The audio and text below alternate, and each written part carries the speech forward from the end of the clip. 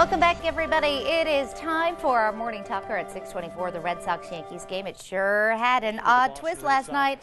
Yankees starting pitcher Michael Pineda playing fast and loose with those rules of baseball. He was ejected in the second inning after umpires found pine tar on the right side of his neck. You might remember back on April 10th when the Sox and the Yankees played, it appeared that Pineda had pine tar on his hand. The Sox didn't make an issue of it then, but last night John Farrell must have had enough. He brought it to the attention of the umps, and Pineda got tossed. I thought that may might have been a hot fudge sundae he was yeah. on his neck. A little dessert Cheaters, there. cheaters. Well, listen, we want to bring in our friends over at Fun107 joining us this morning. A big good morning to you guys. Michael Rock, Lauren Patisi, and Larry Soares. Thanks for joining us this morning, guys. Thanks for having us. Good morning. Well, thank you so much to the New York Yankees for giving us such a great topic to talk about this morning and our first morning talker with you guys. Well, interestingly enough, it really was not pine tar. We've done a little investigating this morning, and it actually, weirdly enough, has a lot to do with what we were talking about yesterday during this time. It was not pine tar, it was fluffernutter. Oh, that's what it was. He was hungry before the game. And there was a little peanut butter on his neck, too. It's a little bit better. Smidge of Nutella. Was it chunky peanut butter? Yeah, probably more like Nutella. Fluffernutter doesn't come in chocolate. At least not yet.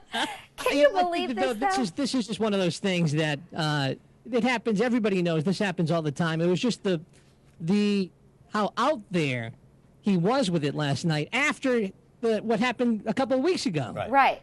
So they caught him on camera. You know, they showed it a couple of weeks ago. Exactly. And he had the goal to try it again. Yeah. Exactly.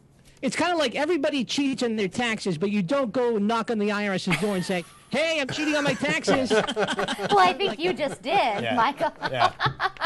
I wonder if maybe he didn't put it on his neck. If he put it somewhere else, it would have maybe not been so noticeable. Right. Yeah. Well, Jim was saying maybe just in the inside of the hat or something. I've only heard about the hat and on You the know glove. what? He may make a good politician in Rhode Island.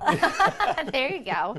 There you go. You know, it's interesting. One of our viewers said that they wanted to know, does that mean that they contest the last game when he had it as well? Because he's going to get punished for this. I think the league is 10 games. Yeah. I say check him every time. Do a screen test. It's interesting, too, the Yankees announcers, their take on it was, watch out the next time they face the Red Sox, Girardi's going to be all over the Red Sox pictures because they've been accused of the same thing. Yeah, well, it's an interesting thing, of course, too, that this would happen twice in the Yankees-Red Sox matchup, right? If this was against the Royals, it wouldn't be a big deal. No. Right. You were talking about the Royals and pine tar. Unless George Brett was involved, and then he comes out of the dugout yelling at you. Yeah. That's a whole nother thing. Well, guys, over at Fun107, we thank you so much for checking in with us on our Morning Talk. We're going to do this on a regular basis going forward. Thank you for having us. Thank you. Have a great day, guys. And we want to know what you at home have to say, too. Sound off on our ABC6 Facebook page. Maybe we'll read your comment.